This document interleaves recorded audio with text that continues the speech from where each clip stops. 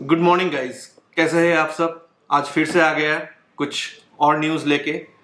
तो ट्यूसडे का मार्केट, जो कि कल का मार्केट, थोड़ा वोलाटाइल था, जहां पे 30 share index Sensex was at a higher 34,000 and Nifty 50 जो थोड़ा ब्रॉडर इंडेक्स है, दैट वाज इन 10,173। सेंसेक्स का जो 30 शेयर्स है उसमें से 18 शेयर पॉजिटिव में था। सन फार्मा सबसे ज्यादा ग्रो किया 3%, और उसके साथ साथ एशियन पेंट्स ग्रो किया, हीरो मोटोकॉर्प ग्रो किया, टाटा स्टील ग्रो किया, टीसीएस ग्रो किया, इंडसइंड बैंक ग्रो किया। तो ऐसे बहुत सारे शेयर्स ग्रो किया है। ऑल टुगेदर 18 शेयर्स ग्रो किया।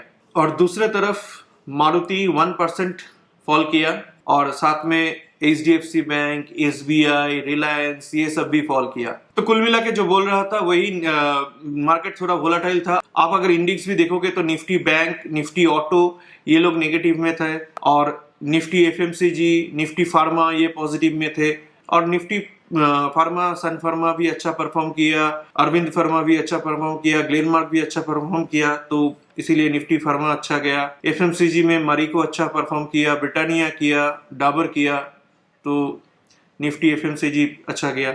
ऑटो में तो मैंने जैसे बोला ही था, मारुति का पहले ही बोला था। और बैंक में भी HDFC अच्छा परफॉर्म नहीं किया, SBI अच्छा परफॉर्म नहीं किया, तो इसी कारण से बैंक भी, निफ्टी बैंक जो है वो भी गया। तो कुल मिला के देख सकते हो, कहीं बुल कहीं बियर, तो मार्केट पूरा वोलाटाइल था। ऐसा नहीं कि मार्केट में बियरिश लोग पैसा नहीं कमा पाया, बुल लोगों ने पैसा कमाया, और ऐसा नहीं कि बुल लोगों ने पैसा कमा पाया, बियरिश लोगों ने पैसा नहीं कमा पाया। मार्केट में जो कल फॉलो किया तो वो दोनों ही पैसा कमा पाया। बट ये है कि मार्केट वोलाटाइल होने के कारण एक्चुअल कहाँ पे लगाना है वो बहुत लोगों को थोड़ा, मतलब मेरे जैसे छोटे इन्वेस्टर्स को तो बहुत टेंशन में ही था कि क्या हो रहा है यार, कुछ ऊपर जा रहा है, कुछ नीचे जा रहा है, कि स्टेडी मार्केट नहीं है। किसी सेक्टर अच्छा परफॉर्म कर रहा है, किसी सेक्टर बुरा परफॉर्म कर रहा है। जनरली होता है, लेकिन इतना वोलाटाइल भी नहीं होता है। तो जो भी हो, अभी फिलहाल तो हम एक ही काम कर सकते हैं कि नजर रख सकते हैं कि क्या हो रहा है क्या नहीं हो रहा है। तो अभी आते हैं इकोनॉमी के बारे में। Indian economy will sink by 3.2% in the current physical, as per World Bank ने मंडे में जो रिपोर्ट पब्लिश किया, तो उस हिसाब से इंडियन इकोनॉमी को फिर से श्रिंक करना है 3.2% because of this corona virus pandemic. और मतलब वर्ल्ड बैंक भी ये जो डिफरेंट इन्वेस्टर्स एजेंसीज है, इन्वेस्टमेंट एजेंसीज है, उनके साथ उनके वॉइस को वॉइस मिलाया बेसिकली। क्योंकि पिछले एक वीडियो में भी मैंने बोला था कि इंटरनेशनल कुछ एजेंसीज ऑलरेडी प्रेडिक्ट कर चुके हैं कि इंडियन इकोनॉमी डाउन जाएगा, श्रिंक करेगा। तो वर्ल्ड बैंक भी वही सेम वॉइस में वॉइस मिलाया। तो जो भी हो, इससे तो मतलब ये नॉट ओनली इंडियन इकोनॉमी, ये कोविड के कारण से जो इकोनॉमी इम्पैक्ट हो रहा है, इकोनॉमी का ग्रोथ रेट इम्पैक्ट हो रहा है, ये सारे दुनिया में हो रहा है। और हाँ, इंडिया में जो 5th स्टेज है वो ज्यादा बढ़ गया, तो इसी के कारण इंडिया में तो होने का और भी ज्यादा चांसेस है। तो इंडियन गवर्नमेंट ने एक अच्छा काम किया कि इंडियन इकोनॉमी को थोड़ा थोड़ा करके खोलना चालू किया, क्योंकि जो इकोनॉमिक स्लो डाउन हुआ था उसको मिटिगेट करने के लिए ये स्टेप लिया है उन्होंने। और मेरे हिसाब से ये सही स्टेप है, क्योंकि इकोनॉमी नहीं तो mortality rate will be more, क्योंकि इकोनॉमी नहीं तो जॉब नहीं, जॉब नहीं तो खाना नहीं, ये और भी डेंजरस है। तो इसीलिए ये स्टेप जो है मेरे हिसाब से तो बढ़िया है। और वॉशिंगटन बेस्ड एक मल्टीलैटरल लेंडर ने बोला है कि ये जो फेज वाइज लॉकडाउन के वजह से इंडियन इकोनॉमी और भी ब्लो डाउन हो गया है, जो कि काफी हद तक सही है। इसको नेगेट नहीं कर सकते, काफी हद तक ये सही है। अब तो गया इकोनॉमी के बाद, तो फिर जाते हैं कोई दूसरे चीज में। उससे पहले तो मेरे नए व्यूअर्स के लिए मैं फिर से बोल देता हूँ, आप लोग अगर स्टॉक मार्केट में इन्वेस्ट करना चाहते हो तो फ्री में डीमैट अकाउंट खोलिए एंजल ब्रोकिंग के थ्रू। मैं डिस्क्रिप्शन बॉक्स में लिंक दे दूंगा। और अगर आप कंप्लीट डिस्काउंट ब्रोकरेज हाउस में खोलना चाहते हैं जीरोधा में, तो उसका भी मैं लिंक डिस्क्रिप्शन बॉक्स में दे दूंगा और कमेंट में भी पिन कर दूंगा, तो आप लोग वहां से खोल सकते हो। Now moving to topic again. फिर इकोनॉमी के बाद आते हैं रुपी के ऊपर। इंडियन जो रुपी का वैल्यू है, डॉलर टू रुपी का जो प्राइस है, वो फिर से मार्जिनली डिक्लाइन किया है। तो ये वर्ल्ड का इकोनॉमी और इंडियन इकोनॉमी मिला के है, but still as a Indian we need to be worried on declining our rupees.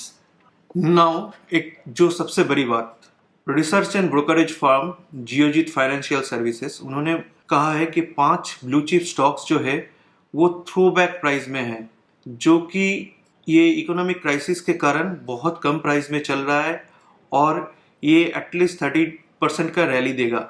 और ये blue chip shares obviously you can rely on them because of their great leadership, their existence in the market, their depth of the company, their cash, in hand cash, their assets. There are many other factors, but major factors ये है। तो इसके हिसाब से आप blue chip share में हमेशा भरोसा कर सकते हो, इसीलिए वो लोग वो शेयर्स को ब्लू चिप बोलता है। तो जैसा कि आईटीसी एक बहुत रिजनेबल प्राइस में मिल रहा है, 197 में ITC. Think of before the lockdown ITC का प्राइस क्या था और अभी का प्राइस क्या है। आईटीसी 197 में है और ये ब्रोकरेज फार्म के हिसाब से 1 ईयर में वो 260 तक जाएगा, जो कि around 31%, which is quite a good amount in 1 year. मतलब बैंक के सेविंग्स छोड़ो, म्यूचुअल फंड के छोड़ो, और देखो 260, ह्यूज, करेक्ट। 31% is huge. मतलब आप अगर एग्रेसिव इन्वेस्टर ना हो तो, एग्रेसिव इन्वेस्टर्स तो इंट्राडे में लगाएगा और ये डिलीवरी का है। फिर आता है एसबीआई के बारे में। एसबीआई 187 रुपीज सम पैसे में।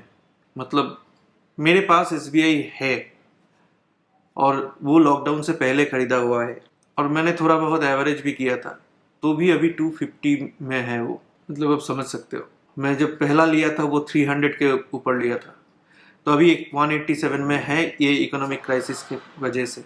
और एज पर द फर्म ये 28% हाई होके 240 तक जाएगा।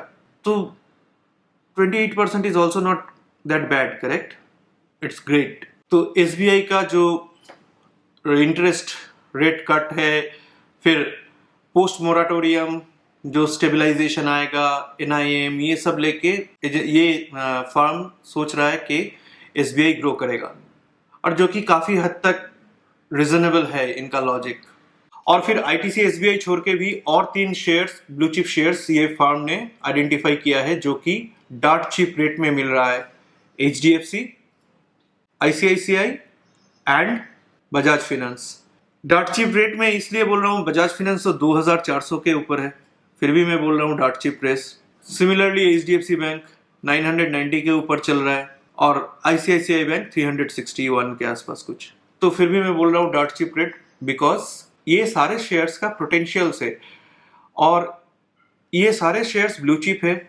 और बैंक जो है पोस्ट मोराटोरियम बैंक स्टेबलाइज होगा और तब बैंक का शेयर्स का वैल्यू बढ़ेगा, क्योंकि ये मोराटोरियम के कारण बैंक का इनफ्लो कम हुआ है कि लोन के खातिर जो पैसा आता है वो पैसा कम हुआ है, बट वो चालू होगा, करेक्ट। कितना दिन और मोराटोरियम रहेगा? 6 मंथ्स, अगस्त तक है मोराटोरियम।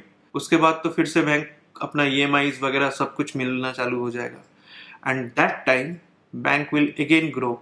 तो अगर आप डिलीवरी के लिए खरीदना चाहते हैं और not short term, not long term, mid term investment करना चाहते हैं 25 to 30%, I think bank shares are good.